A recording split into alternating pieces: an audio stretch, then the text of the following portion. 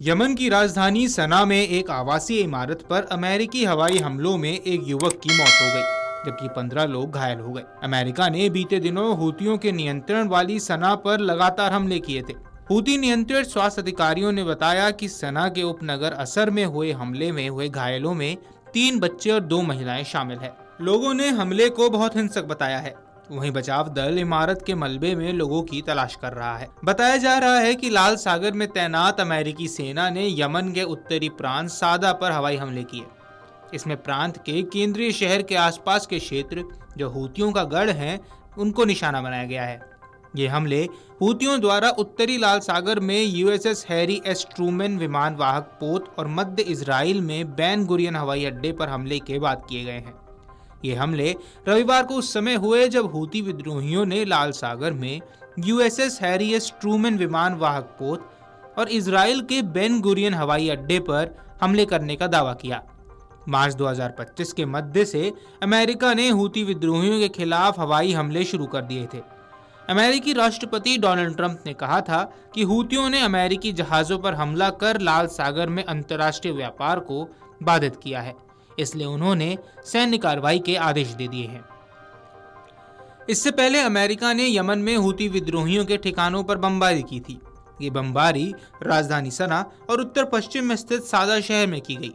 बमबारी के बाद अमेरिका के राष्ट्रपति डोनाल्ड ट्रंप ने हूती विद्रोहियों को धमकी दी और कहा कि वे उन्हें पूरी तरह से तबाह कर देंगे। ट्रंप ने साथ ही ईरान को भी चेताया और ईरान पर हूती विद्रोहियों की मदद करने के आरोप लगा दिए।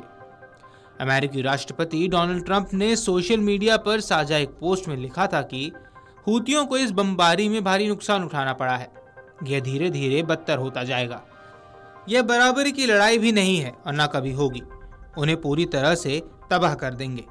ट्रंप ने हूतियों को हथियार देने के लिए ईरान को चेतावनी भी दी और दावा किया कि ईरान ने हूतियों को सैन्य आपूर्ति कम कर दी है, लेकिन उसे इसे पूरी तरह से बंद कर देना चाहिए। ईरान पर लंबे समय से हूतियों की मदद करने के आरोप लगते रहे हैं। हूती यमन में अल्पसंख्यक शिया समुदाय के लोग हैं। इस वर्ग ने साल 1962 के करीब 1000 साल तक यमन पर राज किया। हालांकि ईरान इन आरोपों को बेबुनियाद बताकर खारिज करता रहा है। इजराइल और हमास की लड़ाई के बाद हूतियों पर लाल सागर के इलाकों में व्यापारिक जहाजों को निशाना बनाने के आरोप लगे। इस दौरान हूतियों ने करीब 100 व्यापारिक जहाजों को निशाना बनाया और 2 जहाजों को डुबो दिया और 4 नाविकों की हत्या कर दी। हूती विद्रोहियों ने गाजा में फिलिस्तीनियों के समर्थन में इजरायली ठिकानों पर हमले करने की बात कही है। वे इसे अमेरिकी आक्रमण का जवाब मानते हैं। हूती गुट 2014 से उत्तरी यमन के अधिकांश हिस्सों पर नियंत्रण रखता है और उन्होंने लाल सागर में अमेरिका और इजराइल के जहाजों को निशाना बनाया है।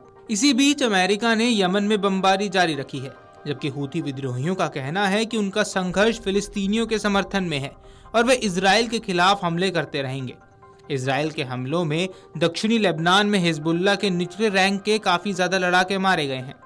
इसके अलावा इजरायली सेना ने कई बार सीरिया से लेबनान में हथियारों की तस्करी करने की कोशिश कर रहे ईरान प्रायोजित काफिलों पर भी हमला किया है।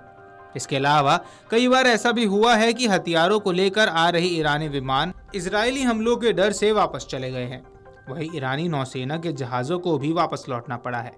यानी इजराइल ये सुनिश्चित करना चाहता है कि हिजबुल्लाह के पास हथियार ही ना पहुंचे। युद्ध विराम समझौते के मुताबिक इजरायली सेना को 26 जनवरी तक लेबनान से बाहर निकल आना था, लेकिन इजरायली सैनिक 18 फरवरी तक पूरी तरह से बाहर नहीं आए हैं। वीडियो डेस्क अमरउजाला.com। अगर आप ये वीडियो YouTube पर देख रहे हैं तो हमारे चैनल को सब्सक्राइब कर बेल आइकन दबाएं और Facebook पर देख रहे हैं तो हमारे पेज को लाइक करें। 8 मिलियन प्लस सब्सक्राइबर, आपके इस भरोसे के लिए बहुत धन्यवाद।